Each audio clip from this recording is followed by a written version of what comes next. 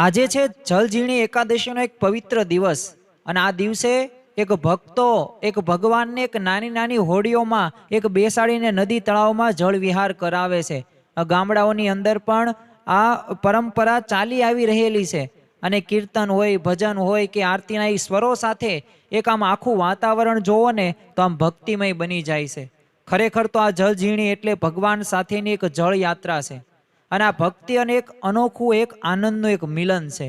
મર્મની વાત જો કરીએ ને તો જેવી રીતે આપણે ભગવાનને એ જળ રમણ કરાવીએ છીએ ને એવી જ રીતે આપણા જીવનમાં પણ એક શુદ્ધ ભક્તિ હોય અને એક નિર્મળતા જો વહેતી રહે તો એ જ આ જલઝીણીનો એકાદશીનો એક સાચો સંદેશ છે.